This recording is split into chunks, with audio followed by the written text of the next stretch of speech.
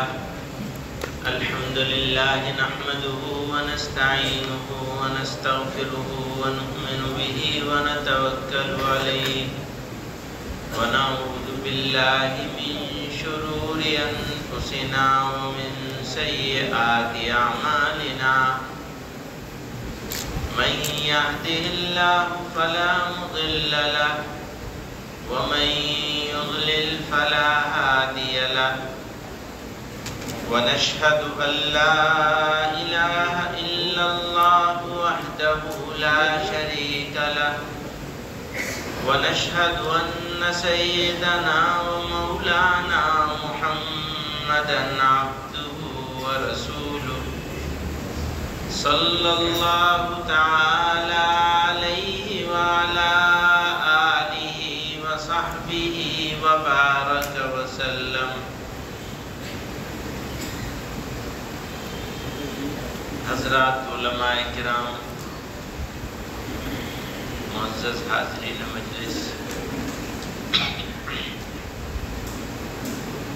مجھے تو اس وقت یہاں ہونا بھی نہیں تھا اور بیان کی بات بھی نہیں تھی. اچانک مفتی راشد صاحب سے پتہ چلا کہ ان کا وقت پورا ہو گیا ہے. تو ایک تو وہ معلوم، میں نے کہا ہمارا تو شروع بھی نہیں ہوا، ان کا پورا ہو گیا.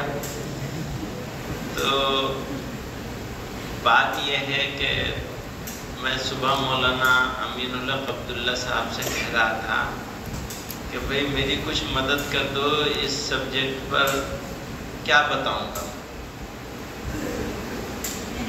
اور ان سے میں نے بہت پہلے سے کہہ رہا ہوں، کچھ 1-1.5 مہینے سے، جب سے یہ بات طے ہوئی کہ مجھے آنا ہے، کہ مجھے یہ والی نشست میں رکھو، شام والی میں چھٹی دے دو.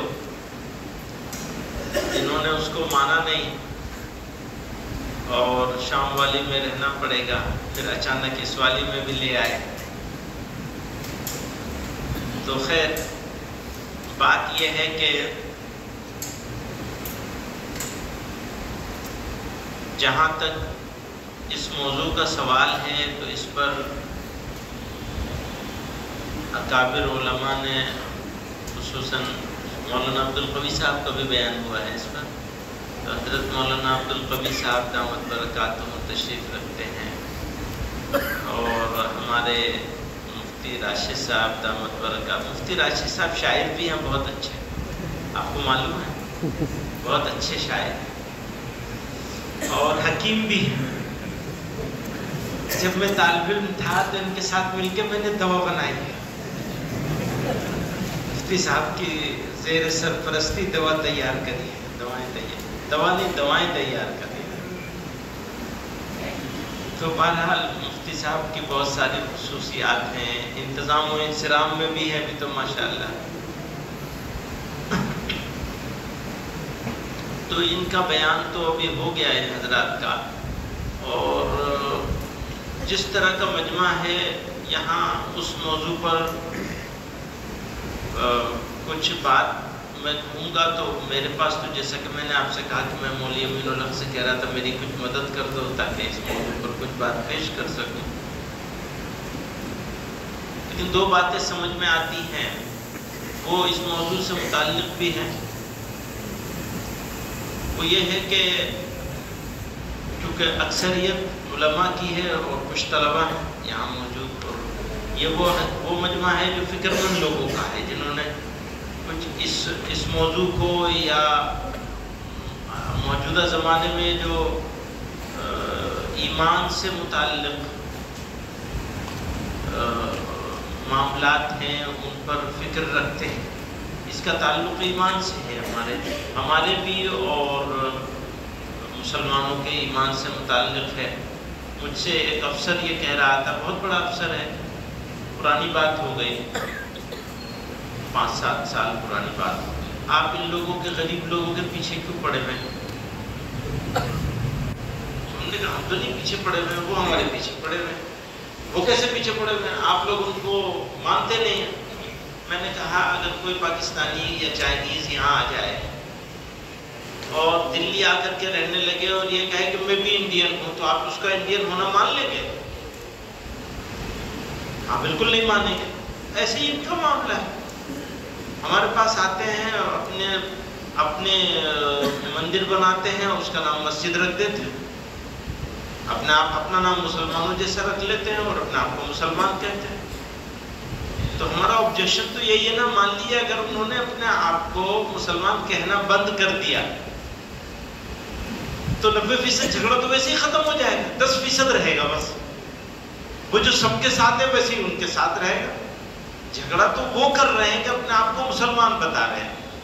جھگڑا تو وہ کر رہا ہے جو اپنے آپ کو چائنیز ہونے کے باوجود انڈین بتا رہا ہے.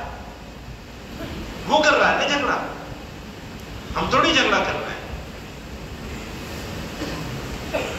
تو افسران کو کیونکہ پڑوس کے ملک میں ان کے ساتھ ایسا ہوا ہے ان کے بقول، تو افسران کو بڑی ہمدردی ہے. اچھا ہمدردی کی وجہ بھی ہے اور وجہ بھی ہے.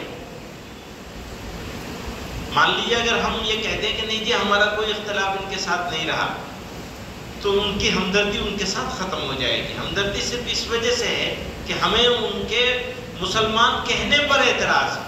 آپ اپنے آپ کو مسلمان نہیں کہہ سکتے. اچھا، اور اس کہنے کے لیے پیمانہ ہے. اگر آپ وہی لوگ، ان میں سے کتنے لوگ ہیں جو توبہ کر لیتے ہیں تو مسلمان ہو جاتے ہیں، پھر تو کوئی اعتراض رہتا نہیں. توبہ کر لو، آ جاؤ، مان لو بات، صحیح بات کو مان لو، تو کیا اعتراض ہے. اچھا، اس ساری کوشش کا محور یہ بھی عرض کروں میں، ان لوگوں میں دو طرح کے لوگ ہیں. ایک وہ ہیں جو ان کے مبلغ ہیں،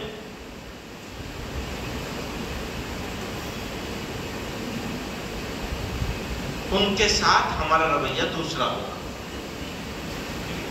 دوسرے وہ ہیں جو ان کے بہکائے میں آ گئے ہیں، ان کے ساتھ ہمارا رویہ دوسرا ہونا چاہیے.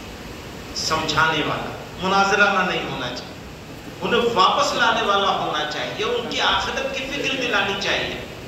بہت سارے لوگوں پر اگر سلیقے سے بات چیت کری جائے قبل اس کے کہ ان کی طبیعتوں میں ضد پیدا ہو، ٹھیک سے کام کر لیا جائے تو بہت سارے لوگ واپس آ جاتے ہیں، توبہ کر لیتے ہیں، رجوع کر لیتے ہیں. تو اس کا دھیان رکھنا چاہیے. مجھے پتہ نہیں کس نے بتایا ہے، پتہ نہیں، معلوم نہیں اس وقت وہ فتویٰ ہے یا نہیں ہے. حضرت گنگوہی رحمۃ اللہ علیہ نے شیعوں کے بارے میں فرمایا کہ ان کے جو عوام ہیں وہ فاسق ہیں اور ان کے علماء جو ہیں وہ کافر ہیں. یہ حضرت گنگوہی رحمۃ اللہ علیہ نے تو کسی صاحب نے سنایا مجھے کسی سفر میں، اس کی تحقیق کر لینی چاہیے. تو اب میں یہ تو نہیں کہتا کہ اس کی تطبیق وہاں کری جائے، صرف ایسے ہی عرض کر رہا ہوں کہ ہم جو کام کرنے والے لوگ ہیں انہیں اس کا دھیان رکھنا چاہیے کہ مبلغین کے ساتھ تو مناظرہ ہوگا، مباحثہ ہوگا، ضرورت پڑے گی مجادلہ بھی ہوگا، لیکن عام لوگوں کے ساتھ مناظرانہ انداز نہیں ہونا چاہیے، سمجھانے والا انداز بنانا چاہیے. تو میں نے مولانا صاحب کے حکم کی تعمیل کر دی ہے. مولانا امیر الحق عبداللہ صاحب کے آج ابھی ہم کسی جگہ بیٹھے تھے، کسی صاحب سے ملنے گئے تھے، کہنے لگے پروگرام کیا ہے. میں نے کہا میری گردن تو مولی امیر الحق عبداللہ کے ہاتھ میں ہے، مجھے نہیں معلوم کیا پروگرام ہے، تو جو یہ فیصلہ کریں گے وہ ہم پورا کر دیں گے بھیا. تو بہرحال یہ بات، اس موضوع سے متعلق یہ بات میری سمجھ میں آئی تھی تو میں نے آپ لوگوں کے سامنے پیش کر دی. اور نصیحت کرنے کی تو میری صلاحیت اہلیت نہیں ہے، لیکن میری سمجھ میں یہ بات آتی ہے. میں سب لوگوں سے کہتا ہوں کہ خاص طور سے علماء کو تھوڑا سا وقت احسان کی کیفیت حاصل کرنے کی کوشش پہ لگانی چاہیے. مولانا یوسف مطالعہ صاحب رحمۃ اللہ علیہ کے مدرسے میں درس بخاری تھا، تو مولانا مفتی تقی عثمانی صاحب دعوت برکاتہ کا بیان، بہت ہی مختصر سا 5 منٹ کا بیان میں نے سنا. تو وہ سب طلباء کو نصیحت کر رہے تھے کہ آپ لوگ فارغ ہو گئے ہیں لیکن اپنے آپ کو فارغ مت سمجھیے، اور فاضل ہو گئے ہیں تو فاضل بھی مت سمجھیے، عالم ہو گئے ہیں تو طالب علم سمجھیے۔